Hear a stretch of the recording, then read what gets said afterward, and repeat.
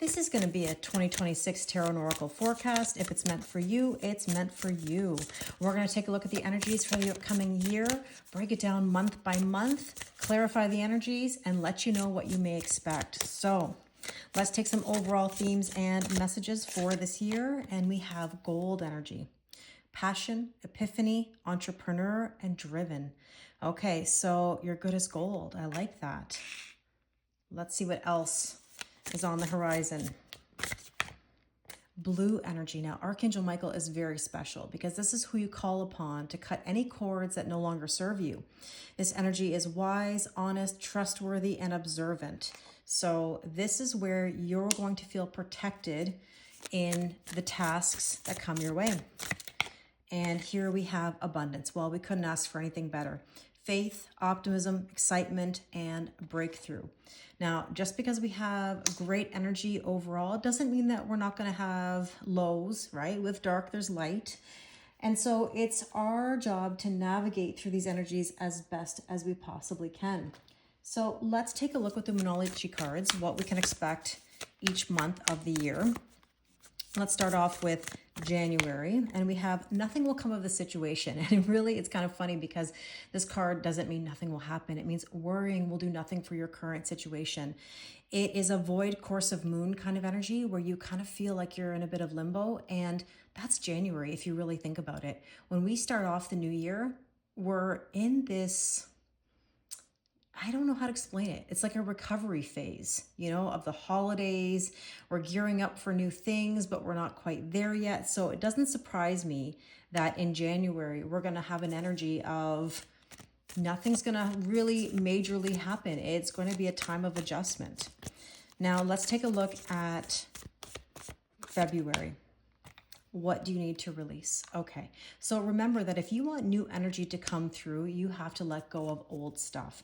So just because we end a year, a calendar year, doesn't mean that we're going to have nothing to release or let go of.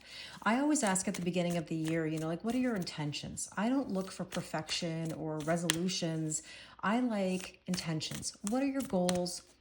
Where would you like to go? Who do you want to be? What do you want to do? And see where things take you. Now in March, we have communication is key. Okay, it's going to be very important to communicate those intentions and be very clear. The issue here is that if you're sitting on the fence in a yes and no kind of energy, guess what you're going to get? Yes and no. People who say, I don't know, get more I don't know. People who say I'm confused, get more confusion. So we want to be clear in our communication. So let's take a look at April, and we have here meditate and contemplate. So in April, you might find yourself deeply thinking about what's next, but be careful that you are not getting caught up in the illusion of mental entrapment and overthinking. Meditate might be a better option, as in deep breathing, meditation.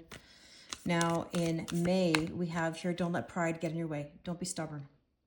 Don't be stubborn, okay? Now in May, that is Taurus season, and Taurus energy is quite stubborn, and so is Leo for that matter. So that might be a time where you might be feeling set in your ways, and you're gonna have to let go of that. So let's take a look at June. And we have here, luck is on your side. Everything's going to be okay. You don't need to stress. You don't need to overthink.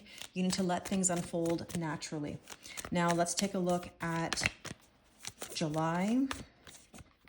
And we have nothing is set in stone. And that's beautiful.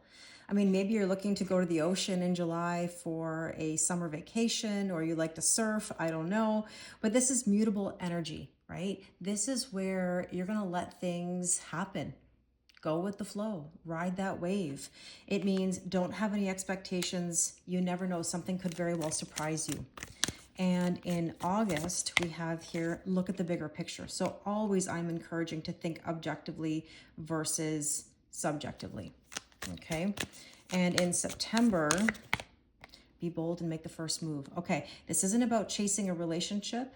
This is about making a bold move for yourself. What's something that you can do differently to start the fall season? Now, in October, we have here a personal issue reaches resolution. So that basically means that something on an emotional level is coming to a head. In November, we have faith in your dreams. Everything's going to be okay. And I can't even believe I'm saying this. You know, we're going to be on the brink at this point of 2027. Wow. And in December, look at that, a new romantic cycle begins. So there's definitely some romance here. You know, this can be new love or your existing love connection going to the next level. Okay, so what we're going to do right now is we're going to take the tarot and we're going to go back and clarify these energies.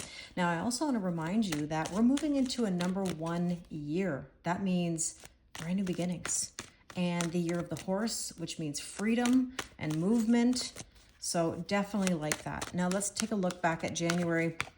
3 of Wands. See, nothing to worry about, okay, in January, but there is an energy of sitting on the sidelines where you're not quite sure yet what move you're looking to make. You just know that you're going to have to make one. And obviously it's related to releasing and letting go. And so what do you need to let go of? Your comfort zone. Right? I always say this, the comfort zone, if it's so comfortable, why do we want to leave it? Now you're starting off the year with some fire. You know, this is wand energy. Now, this communication is key in March. Interesting. You have been in limbo or you've been waiting far too long to communicate. So there is going to be a nudge by March to speak up. Now, this meditate and contemplate, you might be thinking about balance in your life. Okay, where do you need more balance? And in May, we talked about stubbornness. There's going to be an opportunity that comes in. Somebody's going to offer you something, and it's about going to the next level. Now, it could be a work opportunity, business opportunity. It could even be a relationship opportunity. You need to be on the same page, right? Somebody may offer you something, and you might think, I don't know if I want to do it. Don't be stubborn. Now, 3-3 could be an angel number that you're seeing. And let's take a look at June. Temperance, you're going to have patience. Nothing is going to happen overnight. But the thing here is that there is something brewing. Now, these cards, I just noticed these 2 Sagittarius cards here. Temperance is Sagittarius. So there's definitely something here that is brewing.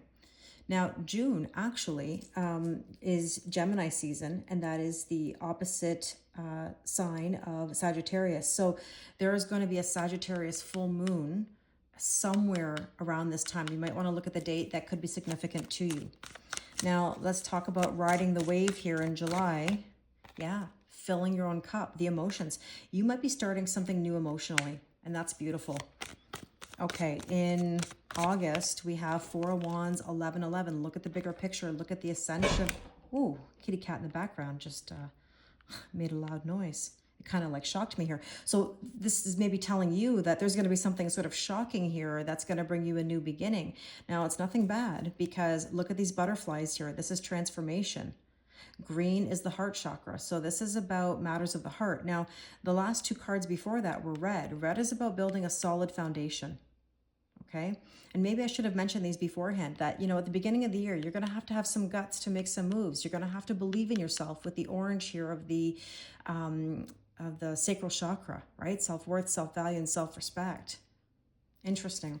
Okay. Let's take a look at September, being bold and making the first move towards your happiness, right? It's one thing to ask for happiness, another thing to allow it. And that personal issue that reaches a resolution in October, well, the moon. And interestingly enough, Cancer is ruled by the moon. So the Cancerian card here represents moon energy. So let's put it this way. The full moon that's in October, okay, I would have a look at the date, and that could be significant for you because the moon is about purging, surrendering, and letting go. And let's take a look at November. Have faith in your dreams. And we have here the 5 of Swords. Don't let the conflict get in the way or the headaches get in the way of you making moves towards your goals. And that new romantic cycle that begins, interesting, 7 of Swords. There's going to be a revelation of some feelings. Somebody's going to take off the mask. There's going to be a focus on authenticity. So something is going to reveal itself to you by the end of the year. And it's going to be up to you to decide how you want to proceed into 2027. So let's get some last bit of guidance here for you. What do you need to surrender or surrender to? And we have here surrender resentments. Holding on to resentments only poisons you. Try to forgive others for their shortcomings and keep moving forward toward positive situations in your life. So yeah, if you've been holding on to something for a very long time, it's time to let it go. Okay, a red umbrella might be significant to you. I really hope this resonates with you. If you would like your own 2026 Tarot and Oracle forecast, it is available on my website for $26. There's also a love version of this. Thank you very much, and I wish you an amazing 2026.